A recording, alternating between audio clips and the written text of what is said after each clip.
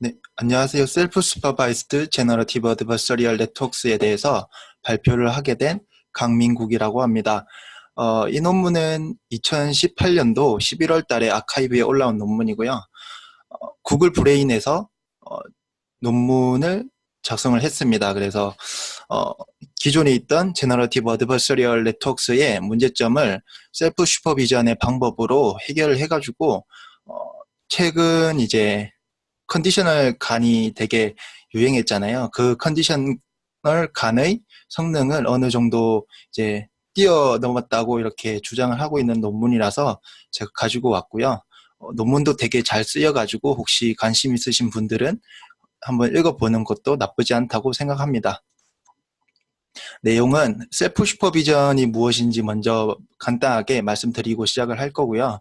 다음으로 간이 왜 언스테이블한지, 기존에 이제 와서스타인 간 같은 경우 보면 그 이미지에 대한 내가 가지고 있는 데이터에 대한 로우 디멘전 서포트가 겹치지 않아 가지고 그 다이버전스 값들이 폭발하는 문제가 있었잖아요. 그런 문제 때문에 와서스타인 디스턴스라는 거를 주장을 했는 건데, 여기서는 조금 초점이 달라요. 다른 초점으로 가가지고 왜 간이 언스테이블한가를 주장을 설명을 하고 있고요. 그 다음에 그래서 이제 셀프 슈퍼비전 방법과 간을 결합해서 이제 셀프 슈퍼바이스드 간에 대해서 만들었고, 그 다음에 맨 마지막으로는 익스퍼리먼트에 대해서 간단하게 소개를 드리고 끝내고자 합니다.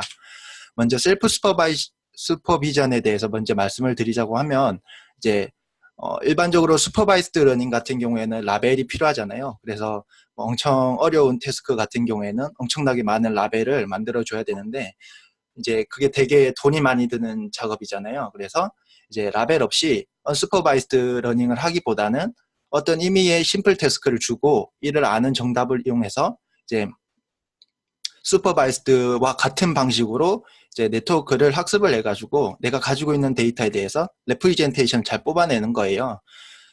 그냥 간단하게 생각해서 오토엔코더라고 그냥 생각을 하시면 되는데, 내가 가지고 있는 데이터가 있고 이제 실제 타겟 데이터는 원래는 이제 우리가 라벨링을 해줘야 되는데 그냥 자기 자신을 데이터로 이제 라벨로 삼는 거예요. 그래서 이제 민색 케어 에러를 최소화하는 방향으로 학습을 진행하게 되고, 그렇게 하면 중간에 있는 레이턴트 피처들이 조금 유의미한 레프리젠테이션, 이미지에 대한 유의미한 레프리젠테이션이 되지 않을까라고 생각해서 만들어진 게 오토엔코더인데, 약간 이게 셀프 슈퍼비전 방식이랑 조금 많이 셀프 슈퍼비전 방법 중에 하나입니다. 그래서 엄태웅 씨가 옛날에 제가 딥러닝을 거의 시작했을 즈음 해가지고 글을 본 게 갑자기 기억이 나가지고 가지고 왔는데, 이때 셀프 슈퍼비전이라는 것을 설명을 해놨어요. 그래서 그런데 밑에 보면 이 방법이 어드버서리얼 트레이닝과 의미적으로 어느 정도 맞닿아 있다라고 이렇게 말씀하시는데, 얼마나 예측한지 잘 모르겠지만 그게 한 1년에서 4개월 정도 넘어가지고 구글 브레인에서 직접 논문이 나오게 됩니다. 먼저 셀프 슈퍼비전이 뭔지 앞에서 간단하게 설명드렸는데요. 이제 그냥 좀 상세하게 설명을 드리고자 하면, 셀프 슈퍼비전은 언슈퍼바이스드 러닝의 한 종류로서 데이터가 슈퍼비전을 주는 그런 이제 언슈퍼바이스드 러닝입니다. 간단하게 말해서 이제 내가 만약에 이 왼쪽에 있는 A라는 데이터를 가지고 있으면 이 A라는 데이터에 대해서 뭐 크랍을 먼저 해봤다고 할게요. 크랍을 해봤으면 그 크랍한 데이터를 인풋으로 삼아서 아웃풋으로 이제 원래 오리지널 이미지가 있죠. 크랍하기 전에 이미지가 있을 텐데 그 이미지를 이제 라벨로 삼아서 학습을 하는 거예요. 잘 이제 이 중간에 있는 크랍된 부분을 잘 채우도록 학습을 하는 건데, 이러한 방식이 셀프 슈퍼비전 방법입니다. 그래서 또 다른 예로는 내가 가지고 있는 RGB 이미지를 가지고 아니면 그레이스케일 이미지를 가지고, 그레이스케일은 안 되겠죠. RGB 이미지를 가지고 이제 그레이스케일로 만들어 준 다음에 네트워크를 통해서 그레이스케일 이미지를 RGB 이미지로 이렇게 예측하는 그런 모델을 만들어서 레프리젠테이션 뽑아주는 방법이 있는데, 이제 이런 이제 프록시 로스를 따로 정의를 하잖아요. 그래서 정의를 해서 내가 가지고 있는 데이터에 대해서 좋은 레프리젠테이션 잘 뽑아보자 하는 방법이 셀프 슈퍼비전 방법 중에 셀프 슈퍼바이스드 러닝의 이념입니다. 그래서 예를 들면 오토엔코더가 대표적인 셀프 슈퍼비전의 방법이고요. 뭐 디노이징 오토엔코더나 아니면 뭐 여기 앞에서 말씀드렸다시피 크랍을 해가지고 그 크랍된 부분을 프레딕션 하는 그런 태스크도 만들 수가 있고, 또 요 왼쪽에 있는 호랑이 이제 태스크가 되게 많이 쓰는 방법인데, 호랑이에 대해서 이렇게 잘라요. 자른 다음에 직소 퍼즐 맞추는 것처럼 이 자른 이 패치의 위치가 어디 있는지를 학습을 해가지고 내가 가지고 있는 데이터에 대해서 레프리젠테이션 뽑아주는 방법이 있습니다. 그래서 최근에는 셀프 슈퍼비전 방법이 옛날부터 있었던 방법이에요. 뭐 오토엔코더가 시작이라고 하지만 그 전에도 있었을 거고, 뭐 2010년이나 2011년도에도 이런 셀프 슈퍼비전 방법이 조금 많이 나오기 시작했는데 최근에 들어서 조금 많이 보이는 것 같아요. 그래서 이 논문을 선택하게 됐고요. 왜 그러면 셀프 슈퍼비전이 필요한지라고 먼저 생각을 해보면, 일단은 태스크에 대해서 새로운 데이터셋을 만드는 게 되게 비싸요. 예를 들어서 클래시피케이션 같은 경우 보면 이미지넷 데이터셋을 이용해서 프리트레이닝을 할 수가 있잖아요. 그런데 이렇게 새로운 태스크가 이제 생겨요. 뭐 예를 들어서 이제 최근에 생긴 거는 뭐 슈퍼 레졸루션도 생기고, 그 다음에 아노말리 디텍션도 생기고, 이제 딥러닝을 다양한 영역에서 활용을 하면서 새로운 태스크가 생길 건데, 그 태스크가 생길 때마다 새로운 데이터셋을 구축해가지고 프리트레이닝을 위해서 이렇게 데이터셋을 만드는 게 되게 비싼 방법이잖아요. 그래서 내가 가지고 있는 데이터셋만 가지고 어떻게 레프리젠테이션 잘 뽑아서 이니셜라이제이션 할 때 쓰면 좋지 않을까라고 생각해서 셀프 슈퍼비전이 필요하고요. 마찬가지로 이제 메디컬 이미지에서는 데이터가 되게 비싸고 양이 작잖아요. 그래서 그런 이유로도 필요하고, 마지막으로 또 페이스북이나 아니면 유튜브 같은 데는 되게 많은 사진들이 하루에 올라오잖아요. 하루하루에 엄청나게 많은 양의 사진이 올라올 텐데, 그 사진을 조금 유의미하게 사용해보자 라고 생각해서 셀프 슈퍼비전 방법이 나오게 됐습니다. 그래서 그 프리 트레이닝이 없을 때는 45.6%의 정확도가 가지고 있다고 하면, 렐러티브 포지셔닝이라는 셀프 슈퍼비전 방법을 통해서 이니셜라이제이션 해줬더니 51%로 뛰었고, 뭐 이미지넷 라벨을 통해 가지고 프리 트레이닝한 이제 모델에 대해서 56.8%가 나왔다고 이렇게 보여주고 있는데, 실제로 점수는 아직까지 좀 부족한 감이 없지 않아 있지만 계속 이렇게 발전하면 이미지넷만큼이나 좋은 성능을 낼 수가 있겠죠. 그래서 셀프 슈퍼비전 방법이 아마 이제부터 많이 조금 등장하지 않을까라고 생각을 합니다. 다음으로는 왜 간이 언스테이블한지에 대해서 설명을 드릴 건데요. 뭐 그렇게 어렵지가 않아요. 그냥 단순하게 간단한 예로부터 시작을 하자고 하면, 예를 들어서 제너레이터가 고양이랑 이제 개를 이렇게 생성해내는 그런 제너레이터라고 할게요. 그러니까 간이 고양이와 개에 대해서 적대적인 학습을 해서 그 두 개의 사진을 생성해내는 그런 모델이라고 하면, 처음에 이제 학습을 지금 하고 있는 상태라고 할게요. 학습을 하고 있는 상태라고 하면 레이턴트 베리어블에서 제너레이터 태워서 어떤 사진 만들어내면 그 제너레이터가 생성해내는 사진에 대한 분포가 지금 이렇겠죠? 이렇다고 그냥 가정을 할게요. 그러면 이런 사진이 디스크리미네이터에 들어가서 페이크인지 리얼인지 판별을 할 텐데, 이제 학습이 진행되면 될수록 이 제너레이터가 계속 이제 학습을 할 때마다 다른 이제 디스트리뷰션을 내놓겠죠. 제너레이터가 만들어내는 이제 아웃풋 데이터가 각각 이제 학습을 할 때마다 점점 더 리얼 데이터 디스트리뷰션에 가까워지면서 계속 디스트리뷰션이 바뀔 거란 말이에요. 그런 이제 학습 상황을 이제 여기 이 논문에서는 스테이셔너리 인바이러먼트가 아니다. 그러니까 넌 스테이셔너리 인바이러먼트다라고 주장을 하는데, 이러한 이제 정적이지 않은 인바이러먼트가 왜 안 좋냐면, 조금 이제 이 실험을 보도록 할게요. 이 실험을 보면 어떤 실험이냐면요. 이제 사이파10 데이터가 클래스가 10개가 있잖아요. 그래서 첫 번째는 이제 에어플레인 클래스가 있고, 두 번째는 오토모빌, 뭐 버드, 캣 이렇게 10가지 클래스가 있는데, 에어플레인을 오케이라고 두고, 그러니까 에어플레인을 첫 번째 클래스라고 두고 나머지 9개에 대해서 다른 클래스라고 보는 거예요. 그러니까 바이너리 클래시피케이션 하는 거죠. 그래서 이제 그 바이너리 클래시피케이션을 이제 1K 스텝만큼 진행을 합니다. 그리고 이제 사이파10 같은 경우에는 데이터 클래스가 10개가 있으니까 그거를 10번을 반복을 할 수 있겠죠. 맞죠? 10번을 반복을 할 수 있을 건데, 총 그러면 10K 스텝이 끝나는 순간 한번 사이클을 다 돈 거예요. 그러니까 10개의 클래스를 바꿔가면서 바이너리 클래시피케이션 다 해본 거죠. 그러면 이제 그 다음 11번째 클래스에 대해서는 에어플레인을 다시 옛날에 학습했던 거죠. 에어플레인을 다시 첫 번째 클래스로 두고 나머지 밑에 있는 9개를 나머지 클래스로 두고 바이너리 클래시피케이션 해가지고 accuracy를 측정해 보면 이제 왼쪽 여기 지금 제가 표시하는 A와 같습니다. 여기를 보면 10K를 근처로 해가지고 좌가 우가 시메트릭하죠. 그래서 보면 여기 위에서 갑자기 한 2K 스텝 해가지고 확 떨어지는 부분이 있는데 그 부분도 완전 똑같고 그 다음에 accuracy도 거의 똑같이 가잖아요. 그래서 이거는 어떤 거를 시사하는 거냐면 계속 이제 트레이닝 여기서 1K 스텝마다 그 OK랑 NG 클래스가 바이너리 클래스가 계속 바뀌잖아요. 그럼 한마디로 그 트레이닝을 할 때 사용하는 도메인이 계속 바뀐다고 생각을 하면 되는데 그런 도메인이 계속 바뀌는 상황에서 보면 이제 옛날에 학습했던 걸 전혀 기억을 못 한다는 거죠. 그러니까 예를 들어서 이제 에어플레인에 대해서 과거에 학습을 했으니까 다음에 학습할 때는 과거에 대한 정보를 사용해 가지고 뭔가 좀 더 잘 학습을 하기를 우리는 원하는데 실제로는 그렇게 계속 도메인이 바뀌는 상황에서는 뉴럴 네트워크가 과거에 대한 정보를 까먹는다는 거예요.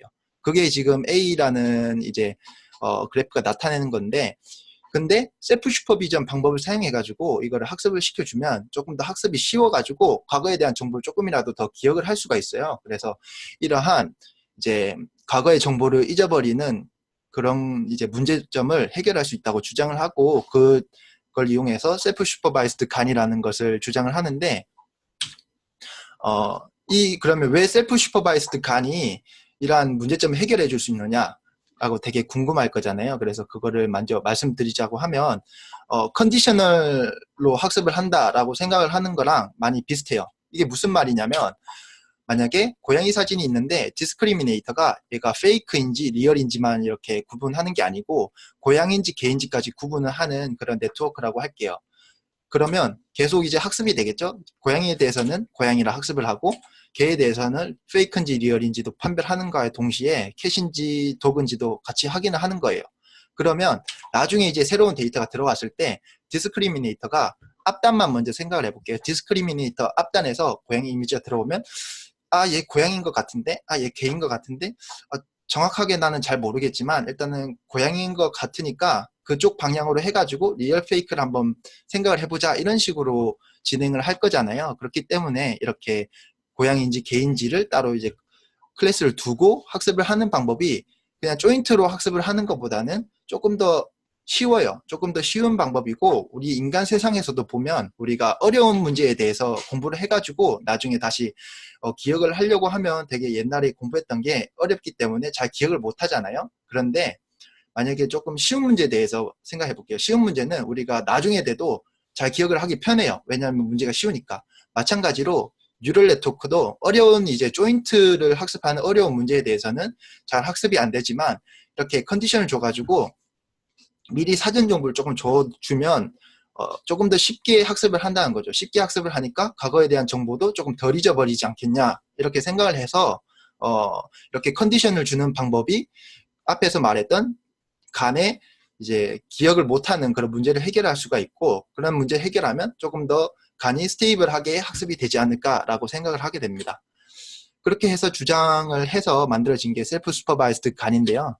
되게 네트워크는 뭐 앞에서 했던 거랑은 다르게 그러니까 앞에서 소연님께서 발표하신 거랑은 다르게 되게 쉬워요. 그냥 네트워크가 그냥 기본적인 간에다가 몇 개 조금 트릭만 조금 더 넣은 게 단데 처음에 이제 제너레이터가 이제 레이턴트 스페이스에서 샘플링을 해가지고 Z를 샘플링을 해서 이미지를 만들죠. 그리고 리얼 데이터 스페이스에서 리얼 이미지를 샘플링을 해요.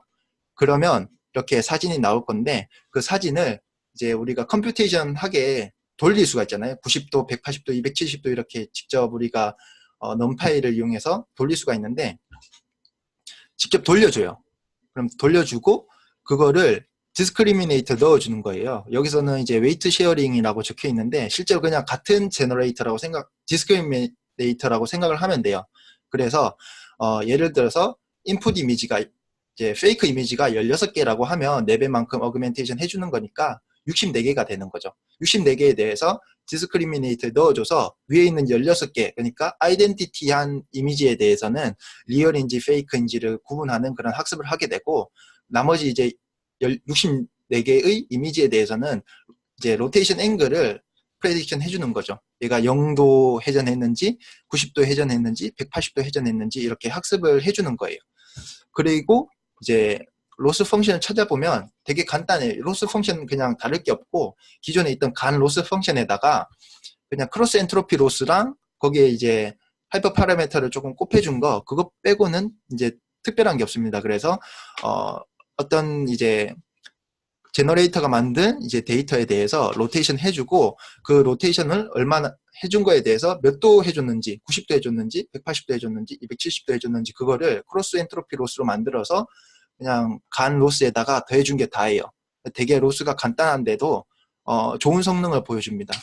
그래서 그 익스퍼리먼트를 보자고 하면 먼저 디테일에 대해서 말씀드릴게요. 이 논문에서는 사이파10이랑 유미지넷이나 엘썸 베드룸이랑 셀레브라 HQ에 대해서 그 생성 과업을 해봤고요. 그 다음에 간 아키텍처는 최근에 많이 유행했던 스펙트럴 노멀라이제이션 간을 사용했어요. 스펙트럴 노멀라이제이션 간은 이제 PR87에서 제주님께서 발표를 해주셨는데 기존의 간이 역사가 조금 있잖아요. 간이 있고 뭐 LS 간을 좀 많이 쓰다가 그다음 워서스타인 간이 나오고 뭐 워서스타인 간 GP 뭐 LP 드라간 뭐 이런 여러 가지 간이 나왔는데 최근에 이제 스펙트럴 노멀라이제이션 간이라 해서 이미지넷 데이터에 대해서 그러니까 1000개의 클래스에 대해서 어느 정도 이미지 생성을 할 수 있는 모델이 나왔거든요. 그런 이제 그 프리펄 네트워크라고 일본에 있는데 거기서 나온 건데 그런 간 아키텍처를 사용했고 여기서 이제 그 제너레이터의 배치 노멀라이제이션 위에서 셀프 모듈레이트 배치 노멀라이제이션이라는 것을 사용을 했다고 합니다. 제가 이 논문은 따로 읽어보지 않아서 어떤 논문인지 잘 모르겠는데 이런 제너레이터의 셀프 모듈레이트 배치 노멀라이제이션 사용했고 그다음에 하이퍼 파라메터는 간 아키텍처임에도 불구하고 그냥 획일적으로 했어요. 그냥 러닝 레이트는 무조건 0.0002 그다음 뭐 알파 베타가 이렇고요. 알파는 이제 페이크 이미지에 대해서 로테이션 얼마나 잘 예측을 할 것인지에 대해서 나타낸 거고요. 베타는 리얼 샘플에 대해서 로테이션 얼마나 잘 예측할 건지에 대한 하이퍼 파라메터로 앞에서 설명했던 여기서 알파랑 베타를 의미합니다. 그다음 배치 사이즈는 16개를 해가지고 4배만큼 어그멘테이션 해주는 거니까 총 64개가 들어갔고요. 결과를 보면 되게 놀라워요. 결과를 보면 먼저 스펙트럴 노멀라이제이션 간 모델만 사용했다고 했는데 여기서는 그레디언트 페널티를 같이 써가지고 비교를 해봅니다. 비교를 해보면 일단은 언컨디셔널 간을 사용했을 때는 되게 결과의 질도 안 좋을 뿐더러 베리에이션 되게 높아요.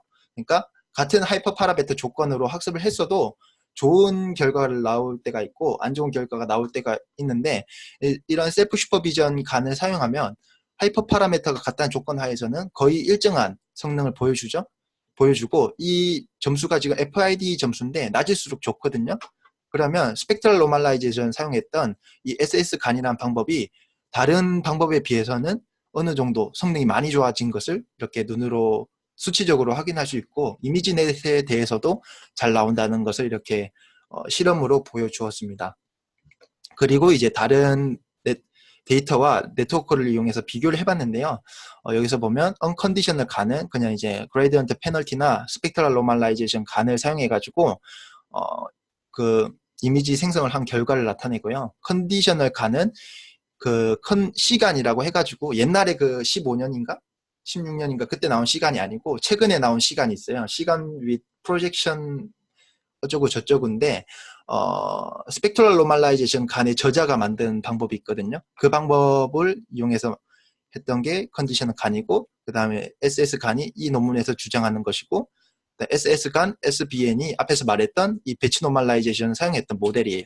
그래서 결과를 보면 15.65랑 15.602로 컨디셔널 간이 조금 더 좋죠. 그 다음 밑에도 이미지 넷도 보면 컨디셔널 간이 되게 더 좋은데 그 다음으로 SS 간이 따라오고 있는 걸 알 수 있습니다. 근데 여기서 그러면 왜 컨디셔널 간이 제일 좋은데 SS 간이라는 거를 이제 보여가지고 주장하고 있느냐라고 생각을 할 수도 있는데 이게 컨디셔널 간 같은 경우에는 예를 들어서 사이파10 데이터에 대해서 생성을 한다고 하면 각 이미지에 대한 레이블이 필요해요. 레이블이 필요해가지고 얘는 고양이 사진이다, 얘는 개 사진이다 이런 걸 다 가지고 있어야 되는데 셀프 슈퍼바이스드 간은 그런 게 필요 없잖아요. 그러니까 전혀 데이터에 대한 어노테이션이 필요 없고 그냥 우리가 셀프 슈퍼비전 방법으로 라벨을 만들어주는 거죠. 그런 건데, 그래서 컨디셔널 간은 라벨링이 필요한 그런 조금 시간이 많이 드는 작업인데, 그거랑 비교했을 때도 성능이 엇비슷하죠. 비슷해가지고 되게 우리 방법이 비록 라벨링이 필요 없지만 필요 없는데도 불구하고 컨디셔널 간과 성능이 비슷하다라고 이렇게 주장을 하고 있고요. 그다음 엘선베드랑 셀레바 같은 경우에는 라벨이 따로 없기에 그 컨디셔널 간을 이용한 비교를 따로 안 했고요. 여기서 보면 이제 SS 간이 제일 좋은 성능을 보여주고 있고, 셀레바 HQ에 대해서는 언컨드 간이 제일 좋은 성능을 보여주고 있는데, 이 부분에 대해서는 따로 논문에서 언급이 아직 없더라고요. 그래서 왜 그런지는 잘 모르겠지만 그래도 어느 정도 전반적으로 보면 SS 간이 정말 좋은 성능을 낸다라고 알 수 있습니다. 그리고 이제 C간의 디스크리미네이터 아키텍처인데, 어떻게 레이블 정보를 넣어주는지 간단하게 얘기를 드리자고 하면요.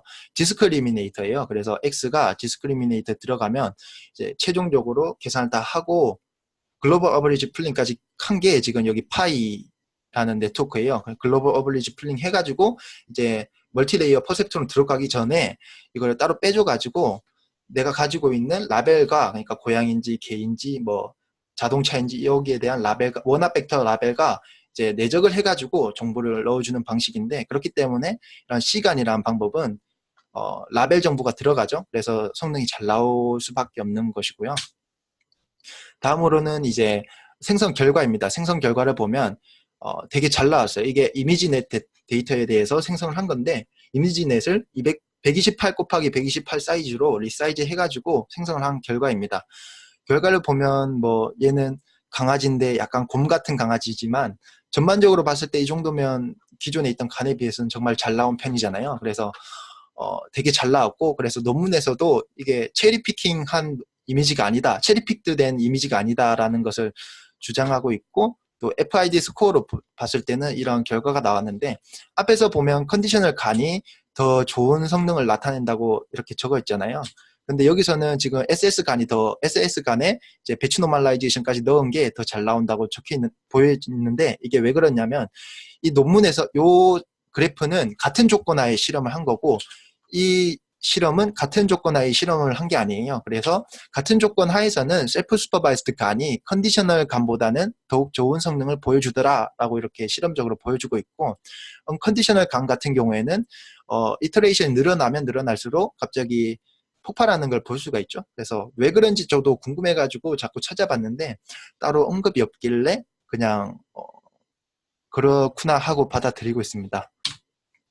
마지막으로 이제 내가 여기서는 지금 셀프 슈퍼바이스드 간을 생성만을 위해 가지고 사용을 하잖아요. 생성만을 위해서 이런 알고리즘을 만들어냈는데, 실제로 이게 그 클래시피케이션에도 어느 정도 잘 적용이 됩니다. 그래서 좋은 레프리젠테이션을 가지고 있다는 거를 클래시피케이션 태스크로 이제 트랜스퍼를 했다고 해야 되나요? 하여튼 그렇게 해가지고 이 제안하는 네트워크가 레프리젠테이션도 기존에 있던 셀프 슈퍼바이스드 방법, 이제 러닝 방법론보다 더 잘 뽑아낸다는 것을 실험적으로 보여주는데, 이제 사이파10이랑 이미지넷 데이터에 대해서 실험을 했고요. 그래서 그 간 학습을 한 디스크리미네이터를 이렇게 가지고 왔어요. 그러니까 글로벌 에버리지 풀링 하는 데까지 가지고 와서 그 부분을 가지고 와가지고 뒤에 부분은 이제 로지스틱 리그레이션 통해 가지고 이제 10 클래스 아니면 1000 클래스 클래시피케이션을 하게 됩니다. 그래서 그 결과를 보면 다음과 같은데요. 그 S 간 같은 경우가 당연하겠죠. 당연히 이제 제일 좋은 성능을 보여줬고, 여기서 좀 주목해야 되는 게 로테이션 온리를 조금 볼 필요가 있어요. 이거는 이제 간 학습을 사용한 게 아니고 그냥 로테이션만 사용한 셀프 슈퍼비전 방법으로 이렇게 학습을 해서 레프리젠테이션 뽑아서 로지스틱 리그레이션 해서 결과를 뽑아낸 결과인데, 그 결과보다 SS 간이 더 잘 나왔죠. 그래서 이 논문의 저자는 SS 간은 이제 두 가지 로스가 있다 했잖아요. 그 간 로스가 있고 셀프 슈퍼바이스드 로스가 있는데, 그 두 개가 따로 이렇게 학습이 되는 게 아니고 서로 협력을 해가지고 서로 잘 되도록 이렇게 학습을 하기 때문에 로테이션만 해가지고 셀프 슈퍼비전 방법으로 레프리젠테이션 뽑아내는 것보다 더 좋은 레프리젠테이션을 뽑아낸다라고 주장을 하고요. 신기하게도 또 컨디셔널 간보다도 좋은 성능을 보여주고 있습니다. 그리고 또 조금 봐야 될 게, 이런 SS 간을 사용해서 레프리젠테이션 뽑아주면 이 레지듀얼 블락 뒷부분으로 갈수록 클래시피케이션 성능이 좋아요. 그러니까 레프리젠테이션이 더 잘 뽑혔다 그 말이죠. 클래시피케이션을 위한 레프리젠테이션 더 잘 뽑힌 걸 알 수 있는데 그냥 로테이션이나 컨디션을 주지 않은 간 같은 경우에는 뒷부분으로 갈수록 성능이 좋아지는 게 아니고 한 중간단이 제일 좋아요. 그래서 왜 그런지는 이 논문에서는 따로 주장을 하지 않았는데 그런 재밌는 현상이 있더라라고 생각을 이제 아시면 될 것 같고요. 또 마찬가지로 이미지넷 데이터에 대해서도 SS 간이 제일 잘 해내고 이제 로테이션 셀프 슈퍼비전 방법만 사용한 것보다도 여기서는 별로 차이 안 난 것 같지만 위에 이제 사이파텐 데이터에 대해서는 별로 차이가 안 난 것 같지만 밑에 있는 이제 이미지넷 데이터에 대해서는 엄청난 차이가 났다는 것을 이렇게 실험적으로 보여주고 있습니다.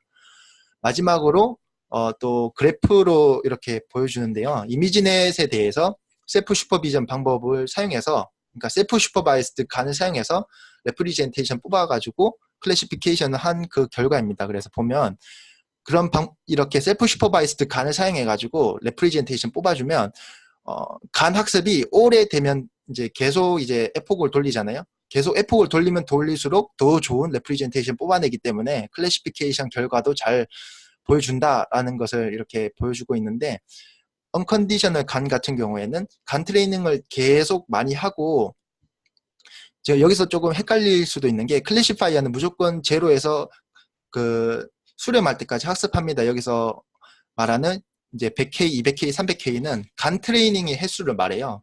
간의 이제 적대적인 학습 횟수를 말하는데 여기서 보면 이제 언컨디셔널 간 같은 경우에는 계속 간 학습을 계속하면 할수록 이제 결론적으로 이런 레프리젠테이션 잘 못 뽑아내게 되더라 이렇게 얘기를 하고요. 그런데 셀프 슈퍼바이스드 간 방식은 계속해서 하면 할수록 더 좋은 레프리젠테이션 뽑아내고 결론적으로는 컨디셔널 간보다도 좋은 레프리젠테이션 뽑아내더라 라고 주장을 하고 있습니다.